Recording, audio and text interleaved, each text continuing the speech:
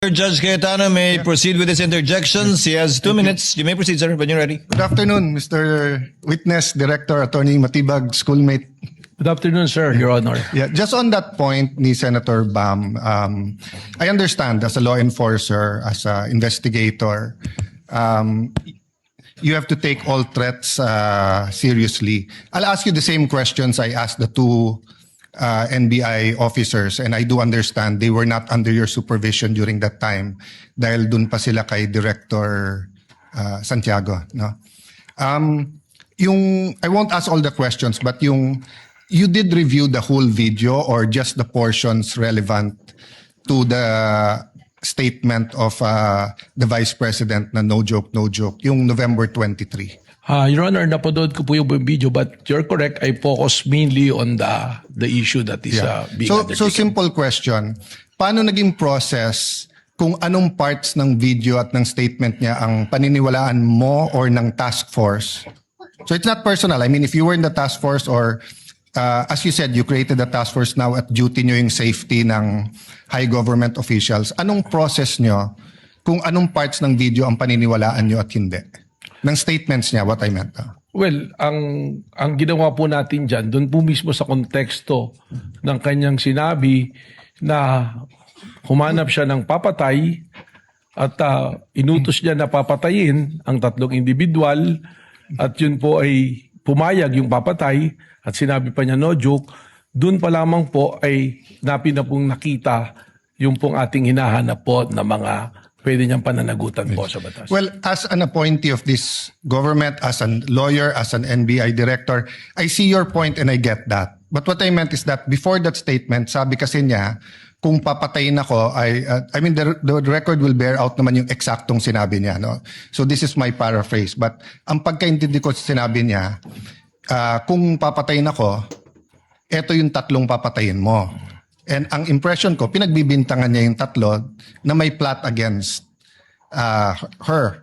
So, yun ang tanong ko dun sa two previous NBI directors. If you're gonna believe that she contracted or talked to, may kausap, no? Siya, if you're gonna believe that may kausap siya at papapatay yung tatlo, will you not believe the previous nung sinabi niyang kung ako naman ang papatayin? Hindi po ganoon sapagkat ang tinignan na nga po natin ay yung kanyang mismong pagbabanta.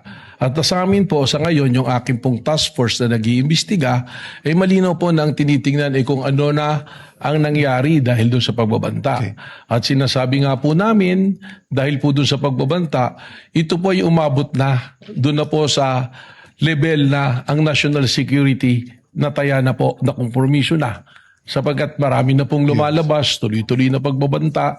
So doon na po natin ito tinitingnan. Yes. In the same video, she mentioned massive corruption. But wala pa dyan kasi yung kayo speech at flood control investigation. So same question, Director. Naintindihan ko, yun yung pinaniwalaan nyo. May kausap siya, no joke.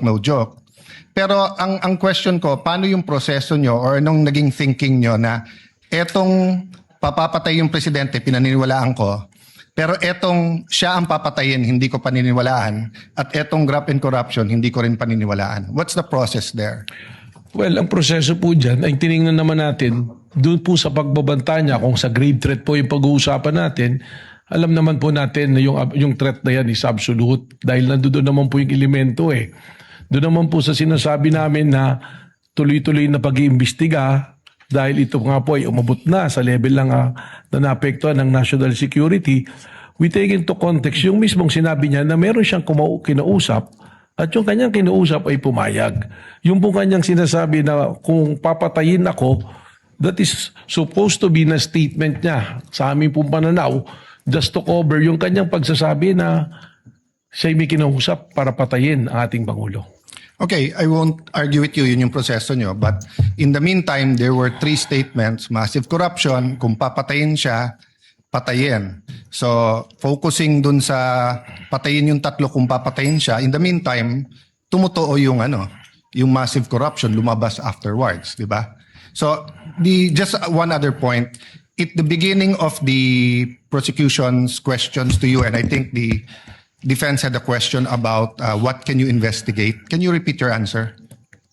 as an NBI, as the NBI director and the NBI can investigate, did you say all crimes o yung mga Lahat po ng mga pumapasok sa amin na mga krimen ay amin pong pwedeng imbestigahan, mutuo proprio. Ganon din po yung mga krimen na meron pong nagreklamo na araw-araw na may pumupunta sa aming tanggapan para magreklamo. Ito po yung aming iniimbestigahan. At meron din pong mga iniimbestigahan kami na inutos po ng Department of Justice, and by the very nature under the Constitution po ng Office of the Ombudsman, they can delegate the National Bureau of Investigation to... So as a general rule, you can investigate any crime motu proprio? More than the investigation of the crime is also the protection of our nationals. Yes. Saka po siyempre siguraduhin na promote ang ating demokrasya hindi nakukompromiso. Yes, but sa investigation lang. So you can investigate any crime. Tama po. Yeah. Isn't that against the Republic Act 10867? The statute the that gives statute you of- power. The act reorganizing and modernizing the National Bureau of Investigation. Sabi dito sa inyong Section 4, the NBI shall have the following powers and functions. Undertake and investigate the detection of crimes and offenses enumerated under Section 5. Section 5, may enumeration, human trafficking cases in all airports, extrajudicial, extralegal killings committed by state security forces against media practitioners' activities, killings of justices and judges, violation of 100175, otherwise known Cyber Crime Act, Prevention Act, cases against Interagency Graft Coordinating Council and violations of the Anti-Dummy Law. Tapos, cases involving threats, security assaults against persons of the President, Vice President, Senate President, Speaker of the House, Chief Justices. Walang congressman, senators, unlike judges lahat. Transnational crimes pursuant to existing international agreements, identification of dead victims in case of mass fatalities, incidents caused by natural disaster, and violation of commercial, economic, financial, white-collar crimes, nakadyan yung law. So, exclusive yung enumeration. Then, provided, however, if that the President or Secretary of Justice may direct the NBI to undertake investigation of any crime when public interest so requires. So, hindi ba limited ang pwede niyong imbestigahan except that ang DOJ at President ang pwede mag-atas? That's my last question. Yes. Kindly wind up. Well, Witness may answer. Yes. Yung pong ating listahan na yan, tama po, nandiyan dyan. Subalit, hindi naman po sinasabi na nalilimita dyan ang aming pong pag-iimbestiga. Sapagkat malinaw po ang mandato ng NBI that we are the primary investigating body. Yun lamang nga po, merong mga kaso, kung ito po ay bumagsak na sa jurisdiction halimbawa ng PNP na kanilang iniimbestigahan, we can still help and coordinate at the same way na kung kami po ay nag-iimbestiga at ang PNP pwede rin pong tumulong Well, po sa amin. Director, if that's your interpretation, that goes against what they taught us in law school, na pag exclusive yung enumeration, you cannot add. And at the end of the enumeration of Section 5, nakalagay nga dito, however, the President and Secretary of Justice may direct you to undertake investigations of any crime.